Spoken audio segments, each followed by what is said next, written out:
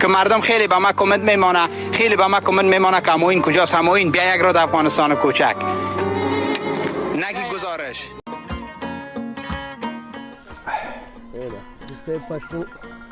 ولی اونمون پلاوی نمید.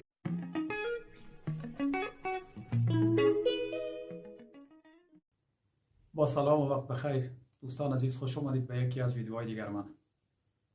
هر جای دنیا زندگی میکنید خوش و خورم و سرحال باشید، لبتان خندان و دلتان شاد و لباس عافیت به تن داشته باشید و از گزند روزگار در امان باشید.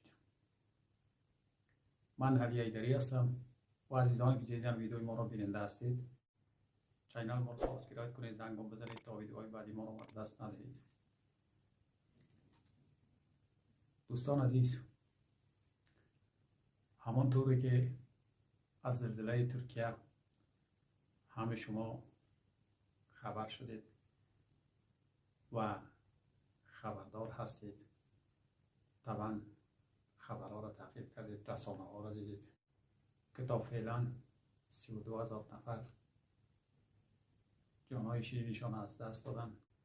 یوتیوبر جوان و گزارشگر وطن ما همایون افغان که مدت 3 ماه می شود که در ترکیه است و همچنان کمدین معروف و یوتیوبر جوان ما آقا بیادر هم در ترکیه هستند. علاوه از اینکه آقا بیادر کمدین هست و یوتیوبر هم هست که مدت 2-3 ماه می شود در ترکیه حضور دارند، ولایت به ولایت دور میزنند و گزارش میگیرند و با وطندارای ما صحبت میکنند و همچنان همایون افغان. اما در یک ویدیوی قبلی ما هم صحبت کرده بودم که همایون افغان مدت می شود که ازش معلومات نداریم، اما همایون افغان همونطوری که بعد از 1 ماه یا 1 ماه و چند روز سال نو که برای خودش گفت ما یک تفریح کرده بودم، خیلی خسته شده بودم، ما دیگه گزارش یا صحبت یا چکر نداشتم، نه گزارش پخش کردیم نه ویدیوی آپلود کردیم. برای رفع خستگی خود ما یک تفریح کرده بودم. اما یک ویدیویی که چند روز پیشتر نشر کرد و آپلود کرد فقط همین موضوعات گفت که ما برای ما نگویید که ما کانادا رفتیم، برای ما نگویید که ما جایی رفتیم، ما در ترکیه هستم، منتها ما یک تفریح کرده بودم. اما دوستان عزیز، بعد از او هم 3-4 روز بعدش که اتفاقا زلزله شد، باز یک ویدیوی دیگه نشر کرده بود و آپلود کرده بود که در او صحبت کرده بود که من از زلزله خبر شدم، با یک افغانی با یک وطندار خود ما داشت صحبت میکرد و هم یادآوری کرد از افغانستان کوچک ولایت آتایی که در چی وضعیت است، ولایت آتایی در چی وضعیت است و مردم ما در چی حالت است، در چی حالت زندگی میکنند. باز او آقا برش جواب میداد. ولایت هاتای در افغانستان کوچک و تعداد وطنداران ازبک ما خصوصا حدوداً 40 سال. اما دوستان عزیز، انشاءالله جور و صحت و سلامت و خوشحال باشه. اما همایون افغان سال گذشته در ولایت عطایی یعنی افغانستان کوچک اونجا سفر داشت، اونجا رفته بود، اونجا با مردم نشست و برخاست، 10-15-20 روز اونجا بود، گزارشات میگرفت، خصوصا با آجی جوره که به حساب کلان از اون مردم است. آجی جوره نامدار و کلان از اون مردم است. حالا شما ببینید، بیش خوردن است و چای خوردن است و محبت کردن است و رژیم ما چطور میشه؟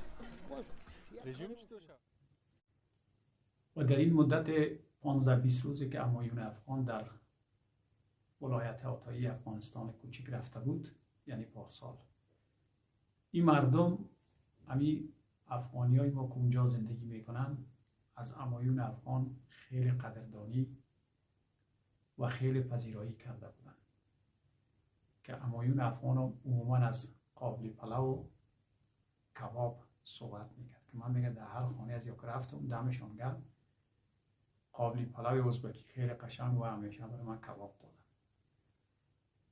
و حالا دوستان عزیز هم ببینید که امی حاجی جوره اینقدر آدم مهربان و اینقدر پدر مهربان است که حتی پرتقال است یا نارنگی است پوست کرده به دست همایون میده که بگی بچه بخو.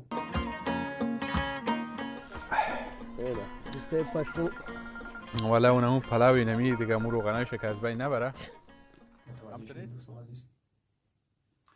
و علاوه از که همایون افغان در 15-20 روز که اینجا بوده در میمونیا، در ختم قرآن شریف، در عروسی، در تمام مجالس اینا اینجا حضور داشته و به گفته آقا بیادر پلو و چلو اینا را میخورده. حالا باز یک ویدیوی کوتاه ببینید. ایسو بخونی؟ اما دوستان عزیز همایون افغان حالا چه مصروفیت داره که در این زلزله شدید که در ترکیه به وقوع پیوست و بیشترین خساره را ولایت آتایی و هم افغانستان کوچک دید، همایون افغان چطور نتونست که یک سر به وطندارای خودش میزد و یک احوالشان میپرسید.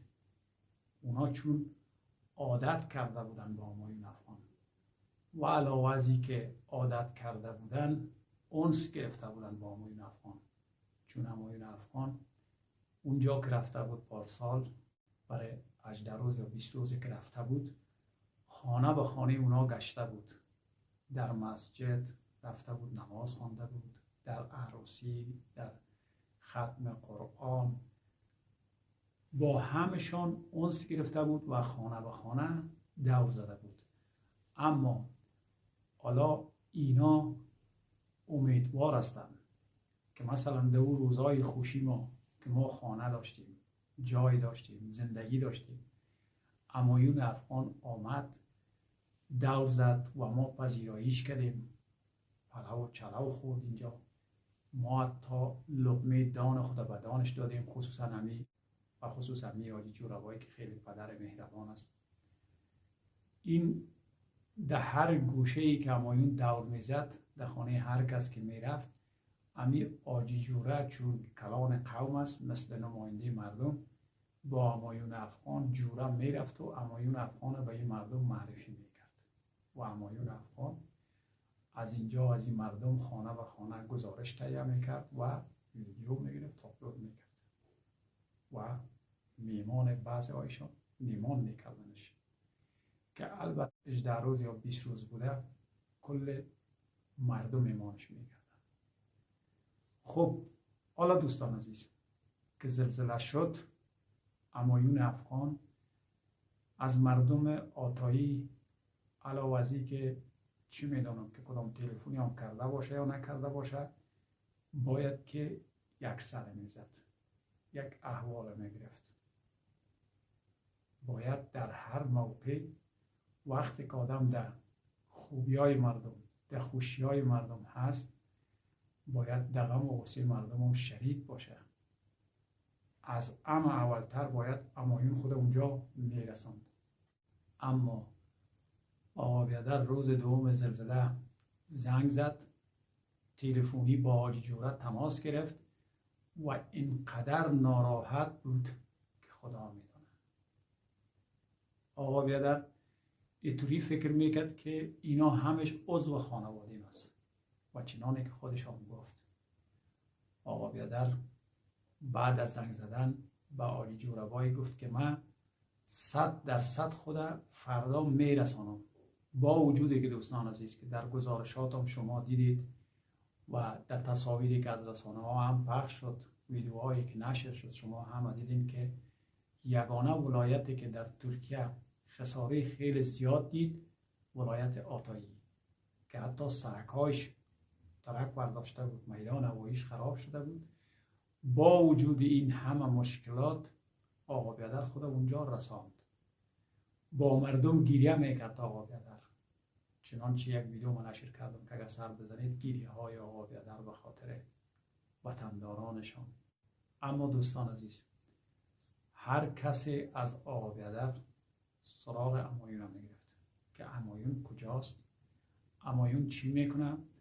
همایون حداقل یک احوال از ما میگرفت. در اون روزایی که میمانی ها رو میخورد، در اون روزای خوشی ما که با ما بود. امروز روز غم و غصه است. امروز روز مظلومیت ماست. باید که همایون افغان یک سر به ما میزد. حالا دوستان عزیز، باید همینجاست که آقا بیادر خیلی ناراحت شد. انتظارش داشت که باید همایون افغان بیاید.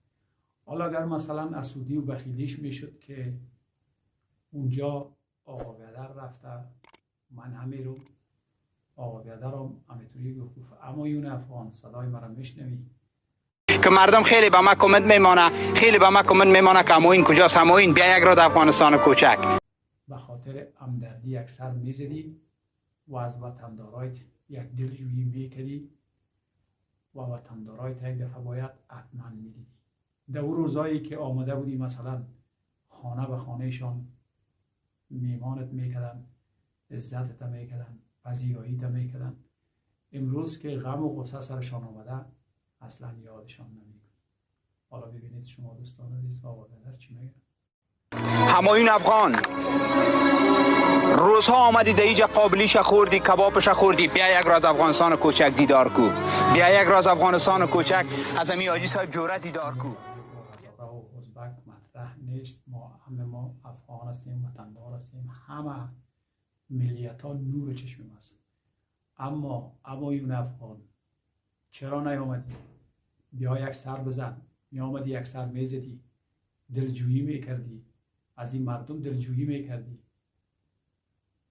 این مردم آمدی در خانه هایشان میمان شدی، او نمکشان خوردی. امروز که در غم و اندوستن چرا با ایشان سر نزدی؟ یک سر باید میزدی. اما تا فعلا همایون افغان ازش خبر نیست و یا کدام واکنش از خود نشان نداده. وقتی که آقا بیادر همچو صدا میزنه سر همایون افغان و همایون افغان میگه که تو چرا نیامدی، پلو و چلو خوردی، در تمام روز با اینا میگشتی، گشت و گذار میکردی، حتی میوه دان خود به دانت میکردن، اما امروز یک احوالشان نگرفتی. بنابراین باید یک سر میزدی یا یک احوالشان میگرفتی، یک دلجویی میکردی.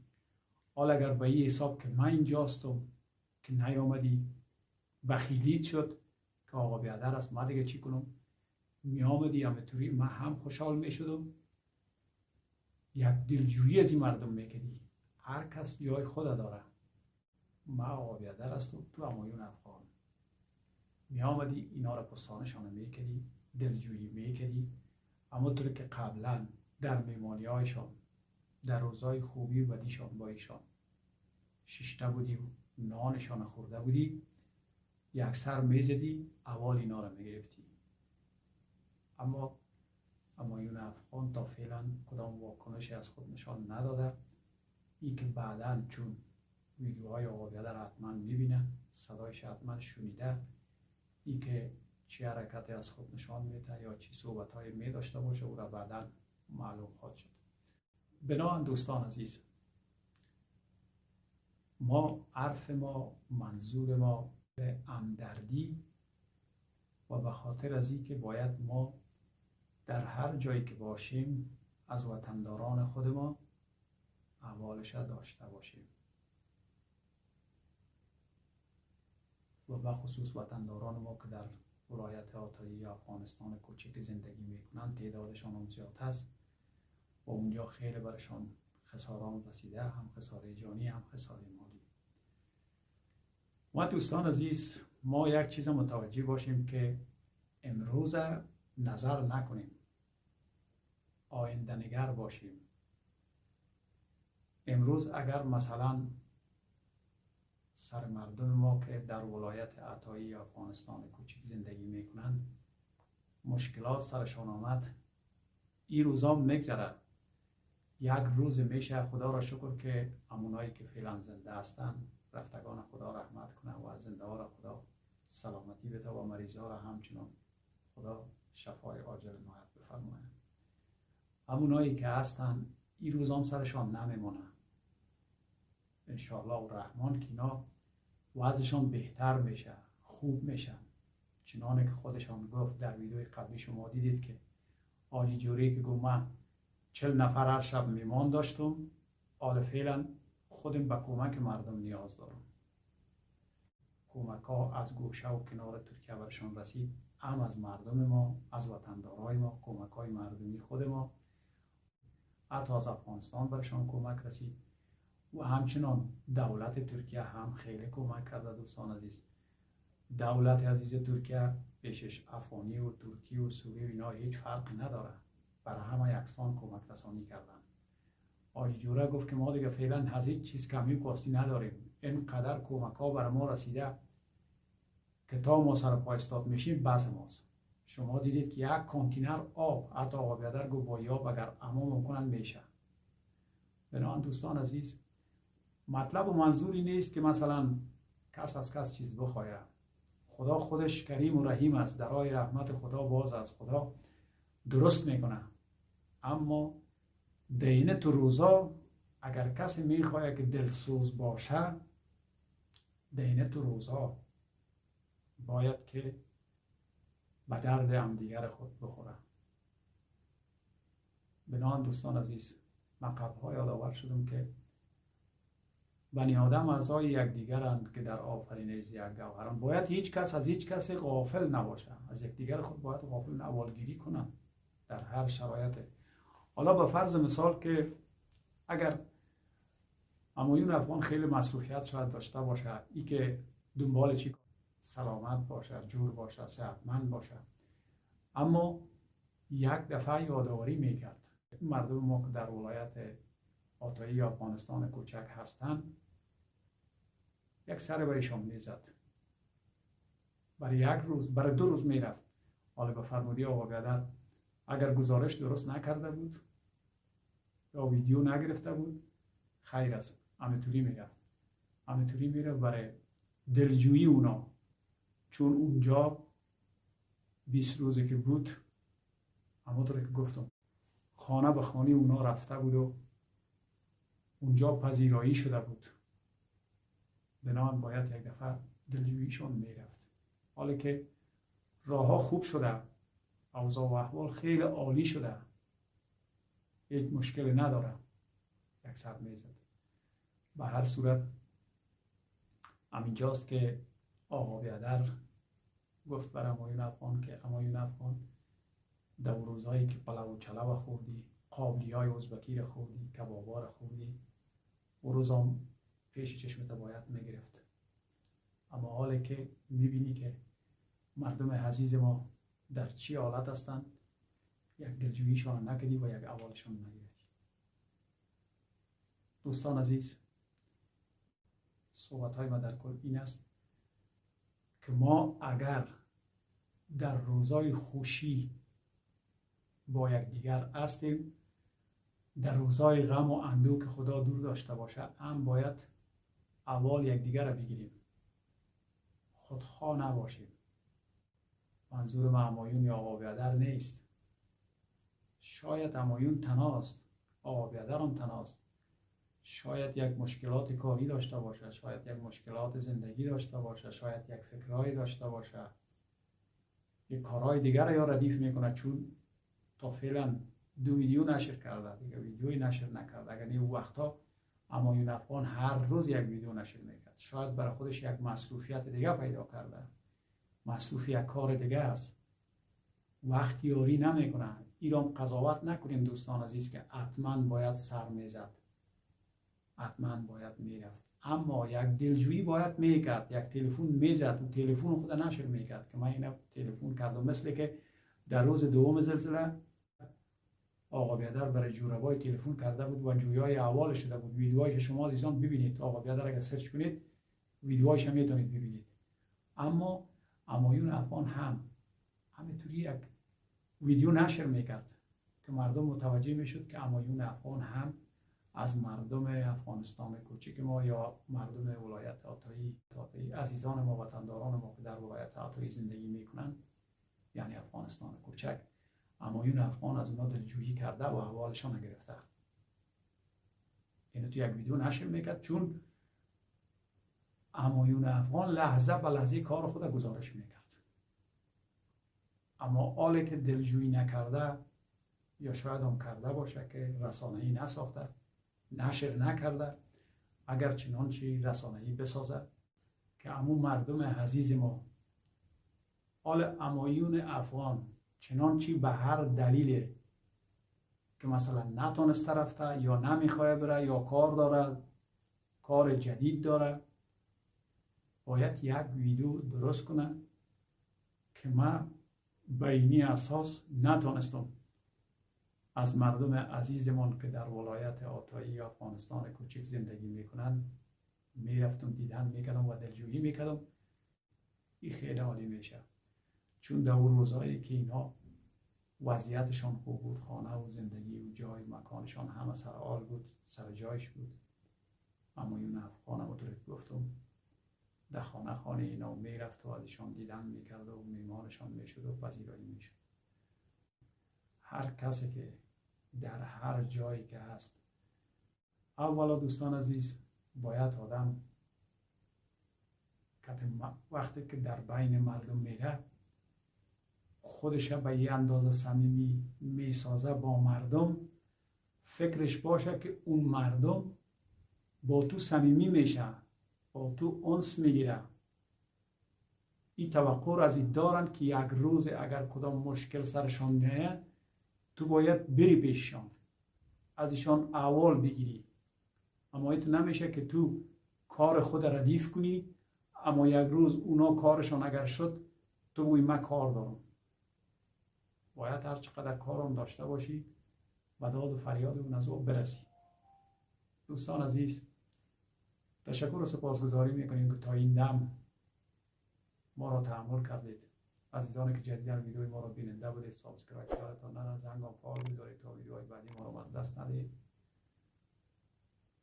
تا یک برنامه و یک ویدیوی دیگر همه شما عزیزان را به عزت من بسپارم. وقتتان خوش. خدا نگهدار.